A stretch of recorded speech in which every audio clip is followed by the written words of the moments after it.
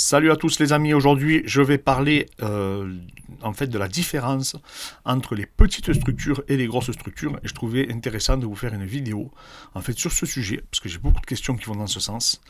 Mais tout d'abord, n'hésitez pas à vous abonner, n'hésitez pas à nous mettre un commentaire. À partir de cette vidéo, en fait, je vais tourner aussi des vidéos où je vais faire le tour du monde des gyms en analysant un peu leur structure. Je pense que ça vous intéressera. Et en tout cas, si ça vous intéresse, n'hésitez pas à me suggérer un gym que vous voulez que j'analyse. Et je regarde. Et en tout cas, voilà, ça me fait plaisir. Au moins, je vois les structures. Ça me donne des idées aussi pour la nôtre. Donc, c'est toujours intéressant. Pour ceux qui veulent que je les accompagne, n'hésitez pas à nous contacter sur Instagram, à Clément Marcoux, tout simplement. Et pour ceux qui veulent des compléments, vous avez le code promo, du coup, dans la description. Donc, aujourd'hui, il y a deux courants de pensée, pas qui s'affrontent, hein, mais en gros, voilà, il y a est-ce qu'on s'entraîne dans une grosse académie ou est-ce que par contre on s'entraîne dans une petite structure un peu plus intimiste. Et c'est un peu le débat qu'anime actuellement les combattants professionnels, dont certains vont prêcher pour les grandes structures comme l'American Top Team. Je vous en montre encore une autre, le Tiger aussi, à laquelle j'ai pensé, de le Tiger Muay Thai, qui est également une grosse structure en Thaïlande où on voit beaucoup de combattants aller se préparer en off, on y reviendra tout à l'heure. Voilà, c'est vraiment des combattants qui viennent de tout horizon, vraiment du monde entier. Et donc je trouve intéressant en fait de voir ces structures. Là, vous pouvez voir tous les sparring qu'il y a là, c'est le groupe pro, donc ça vous laisse imaginer. C'est vraiment impressionnant de voir autant de combattants professionnels avec ce niveau, en tout cas sur le même tapis. C'est vrai que c'est un peu bluffant de voir ça.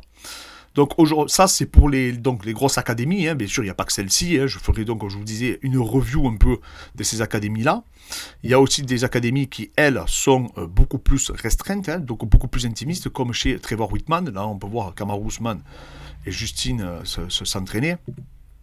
Là vous allez la voir, donc là pareil. On voit Trevor Whitman encore, donc on voit Rose, hein, et Kamaru qui tourne derrière. Donc voilà, c'est vraiment une toute petite salle, hein, qui est vraiment très petite, mais il y a tout ce qu'il faut pour bien travailler. Ils travaillent en petit comité, ils ne sont jamais plus de 4 ou 5 binômes, et c'est assez intéressant, c'est assez pertinent. Il y a une autre structure aussi qui ressemble un peu à celle-ci, c'est je ne sais pas si vous le connaissez, c'est la Roca Gym, où se préparait Bisping, Dos Anjos, Chito Vera, enfin beaucoup de combattants de renom se sont préparés également du coup dans ce petit gym. Donc quand on regarde bien, il y a du pour et du contre des deux côtés. C'est-à-dire, il y a des combattants qui eux ne jurent que par les grandes structures. Pourquoi ? Parce qu'ils ont une multitude de sparring, énormément de cours dans la journée, avec des profils totalement différents. Donc, c'est-à-dire que tu vas arriver, tu vas avoir peut-être 6, 7, 8 cours dans la journée. Hein, toutes les heures, tu as un cours. Même des fois, dans la même salle, il y a 2 cours. Donc, il y a un cours, par exemple, de grappling et un cours de lutte à côté, ou un cours de cash control, ou peu importe. Hein. Donc, tu as énormément d'entraîneurs. Tu as souvent des dortoirs aussi. Hein, on peut le voir chez Greg Jackson.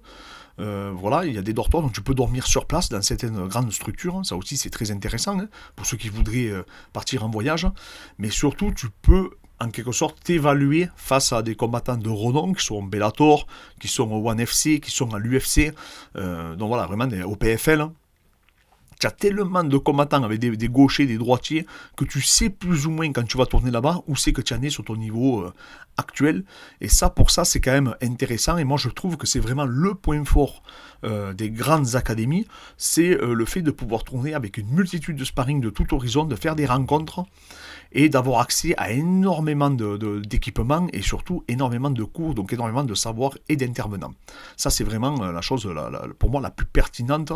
Et c'est pour ça que je recommanderais personnellement d'aller dans les grosses structures en off-saison. Vous avez fait un gros camp d'entraînement, vous prenez un peu de repos et après pourquoi pas vous pouvez aller donc visiter des grandes structures, aller vous entraîner, ou quand vous avez fini un camp d'entraînement mais admettons votre combat est annulé, mais pourquoi pas aller se tester, s'évaluer un peu, hein, pour voir si on a progressé dans ces grandes structures, parce que voilà, vous allez avoir peut-être accès au sparring pro, vous êtes 40, et surtout mais c'est le défaut mais c'est aussi la qualité d'une telle structure, c'est que nous, on l'a vu avec Fred, par exemple en grappling, quand on est allé chez Marcelo Garcia, on était 60 au moins sur le tapis, et personne ne vous calcule du coup, hein, et donc en fait vous n'avez pas du tout de pression du fait que vous allez tourner avec un mec super fort, parce que personne ne vous regarde, donc vous en avez rien à foutre, alors que quand on est allé chez United, c'était encore plus petit que ça, là il y avait les Miao, Murilo Santana, en fait t'avais 10 mecs, c'était 10 extraterrestres, t'as que 5 binômes qui combattent en même temps, et en fait voilà, t'as quand même une tension qui n'a rien à voir, et surtout tous les yeux sont sur toi, quoi. C'est-à-dire que il n'y a pas beaucoup de mecs, donc t'as vite fait de voir qui se fait rouler, qui voilà, ça c'est vrai que voilà, il y a ce côté-là. Quand tu es dans les grosses structures également, eh bien, les gens te calculent moins, il y a moins de pression, voilà. Par contre, voilà, bien sûr que ça, souvent dans ces grosses structures, ça charbonne. Il y en a que c'est des adeptes du sparring dur, on le voit au Tiger, hein, les mecs ils tournent comme des malades. Mais comme ils sont beaucoup, plus ou moins personne ne calcule personne, hein, les gens ils se tamponnent et tout, donc c'est vraiment, voilà, c'est quelque chose de très particulier. Alors que quand on est arrivé dans la petite académie Unity, on a senti de suite qu'il y avait une tension qui était, même si l'ambiance était géniale, on a adoré, mais il y avait une tension qui était palpable, parce que étant donné que c'est très très petit, tout le monde est obligé de se croiser, tout le monde est obligé du coup de pratiquement de tourner ensemble, parce que t'es qu'une dizaine, hein, donc t'as vite fait de tourner avec les trois quarts de la structure, alors que là, ben, si t'es 60, ben, tu vas tourner peut-être avec 4, 5, 6 mecs, mais bon, il t'en restera encore 55 du coup contre qui t'évaluer. Donc en fait voilà, donc moi ce que je trouve très intéressant du coup pour les grandes structures, c'est cet aspect-là de pouvoir du coup avoir plusieurs intervenants, voir plusieurs méthodes d'entraînement, voir, ben surtout ça fait rêver aussi, hein, quand tu t'arrives dans une structure qui est énorme, t'en prends plein les yeux, parce que c'est rarissime en Europe d'avoir de telles structures comme l'American Top Team par exemple, avec des dortoirs sur place et tout, donc c'est inspirant, hein. Tu as peut-être 10 combattants qui sont, ou même plus que ça, qui sont à l'UFC, t'en as je sais pas combien qui ont fait la ceinture, donc ça te permet vraiment de t'évaluer, de voir où tu en es, de voir où c'est que ben, tu as des défauts, hein, peut-être à essayer pour y remédier, demander des conseils aussi, parce que tu peux parler avec tout le monde, donc voilà, c'est vraiment pour moi le gros point fort des gros gyms, c'est ça. Et par contre, pour les petits gyms, donc comme le Raka, le gros point fort, c'est du coup, c'est que tout peut tourner autour de ta préparation à toi. Vraiment, ta préparation va être individualisée. Ça arrive aussi dans les grosses académies, je vous l'accorde, pour les grands champions, mais c'est quand même beaucoup plus rare. C'était Covington qui disait qu'il a appris vraiment le MMA quand il a quitté le American Top Team. Pourquoi ? Parce que vraiment tout le cas d'entraînement était autour de lui et tous les entraînements étaient spécifiques pour lui. Pareil, Kamaru Usman a témoigné quasiment la même chose. C'est pour ça qu'il est parti chez Trevor Whitman. Dos Anjos aussi a témoigné la même chose. Il était au Kings MMA et après maintenant il s'entraîne en général ici. Donc en fait, même si je crois qu'il a son club maintenant, mais voilà, donc ils font des stages vraiment avec un petit comité restreint, tout tourne autour d'eux. Ils peuvent vraiment driller ce qu'ils ont envie de driller. Voilà, c'est vraiment une préparation qui est très intime. Le coach, automatiquement, s'il n'y a que 3 binômes, eh bien, l'attention, les consignes, il peut vous les donner à vous principalement, et donc, ou à votre adversaire, mais voilà, vraiment, vous êtes coaché en temps réel, parce qu'il y a beaucoup moins d'adversité, il y a beaucoup moins de personnes à coacher, et là, ben, le coach, de toute façon, ne peut pas se dédoubler, hein, il faut pas se leurrer. Donc là, au moins, tu es sûr, pratiquement, d'être coaché, de progresser techniquement, et du coup de peaufiner.